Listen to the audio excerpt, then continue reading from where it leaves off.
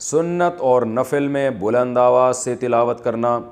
سنت اور نفل کی جو نمازیں ہم گھر پر پڑھتے ہیں کیا اس میں زور سے قراءت کرنا جائز ہے یا نہیں؟ عدنان صاحب کلکتہ سے.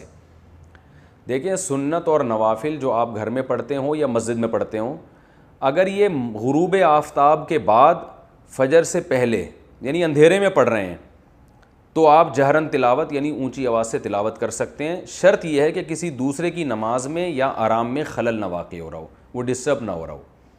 لیکن دن کی جو نمازیں ہیں سورج کے طلوع ہونے کے بعد سے لے کے غروب آفتاب تک، اس دن کی نمازوں میں آپ اونچی آواز سے تلاوت نہیں کر سکتے سوائے جمعے کی نماز اور عید کی نماز میں، تو اس کے علاوہ نہیں کر سکتے. تو جو سورج کے ڈوبنے کے بعد جتنے بھی نوافل ہیں یا سنتیں ہیں اس میں اونچی آواز سے تلاوت کی جا سکتی ہے. اذان کے بعد درود و سلام کا حکم. ہمارے گاؤں میں اذان سے پہلے اور اذان کے بعد صلاۃ والسلام پڑھا جاتا ہے، کیا یہ صحیح ہے؟ اس بارے میں رہنمائی فرما دیں. خواجہ صاحب گجرات پاکستان سے. دیکھو بھائی، اللہ کے رسول صلی اللہ علیہ وسلم نے جو ہمیں اذان بتائی ہے وہ اللہ اکبر سے شروع ہوتی ہے اور لا الہ الا اللہ پہ ختم ہوتی ہے. اس سے پہلے بلند آواز سے اسپیکر پہ درود پڑھنا یا اس کے بعد بلند آواز سے اسپیکر پہ درود پڑھنا یا یعنی بلند آواز سے پڑھنا چاہے وہ اسپیکر پہ ہو یا بغیر اسپیکر کے، یہ آپ صلی اللہ علیہ وسلم سے ثابت نہیں ہے. صرف اتنا ثابت ہے کہ جب اذان ختم ہو تو نبی صلی اللہ علیہ وسلم کی ترغیب ہے کہ درود شریف پڑھو اور اس کے بعد یہ دعا پڑھو، اللہم رب هذه الدعوة التامة والصلاة القائمة آت محمدا الوسیلة والفضیلة وبعثه مقاما محمودا الذی وعدته انک لا تخلف المیعاد. بس اتنا پڑھا جائے گا. تو اس سے پہلے اور بعد میں جو پہلے تو درود شریف ہے ہی نہیں، لیکن اور اسپیکر پہ پڑھنا ہے تو اپنے طور پر کوئی کسی بھی وقت درود شریف پڑھ سکتا ہے، کوئی پابندی نہیں ہے. لیکن اسپیکر پہ جب آپ پڑھیں گے یا اذان سے پہلے بلند آواز سے پڑھیں گے تو لوگ یہی سمجھتے ہیں کہ یہ اذان کا حصہ ہے. تو جو کام رسول اللہ صلی اللہ علیہ وسلم نے نہیں کیا، صحابہ نے نہیں کیا، وہ کام اگر آپ ثواب سمجھ کے کریں گے تو وہ بدعت ہو جائے گا. لوگ کہتے ہیں اس میں حرج کیا ہے، درود شریف ہی پڑھ رہے ہیں نا اور کوئی غلط کام تھوڑی کر رہے ہیں.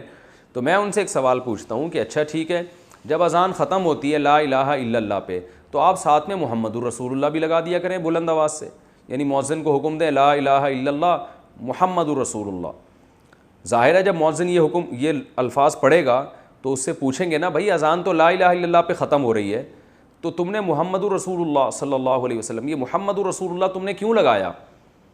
تو وہ کہے گا بھائی اس میں حرج کیا ہے، میں غلط تو نہیں کہہ رہا، لا الہ الا اللہ کا مطلب کوئی اللہ کے سوا عبادت کے قائل نہیں، تو ہم اس کے بھی قائل ہیں کہ محمد صلی اللہ علیہ وسلم اللہ کے رسول ہے. تو میں نے کہہ دیا تو پابندی تو نہیں ہے نا شریعت میں محمد رسول اللہ پڑھنے پر. ہم کہیں گے واقعی محمد رسول اللہ پڑھنے پر پابندی نہیں ہے بلکہ ترغیب ہے، لیکن اس موقع پہ نہیں ہے، اس کے علاوہ کسی اور موقع پہ آپ پڑھیں.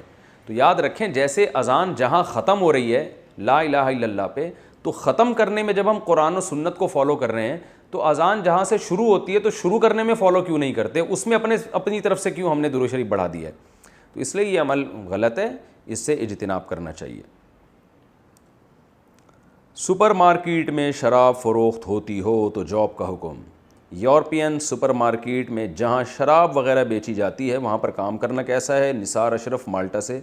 کام کرنا جائز ہے، آپ شراب نہ بیچیں، شراب کی بوتل اٹھا کے کسی کو نہ دیں. آپ جو ہے وہ ویسے جنرل اسٹور میں یا سپر مارکیٹ میں آپ جاب کریں.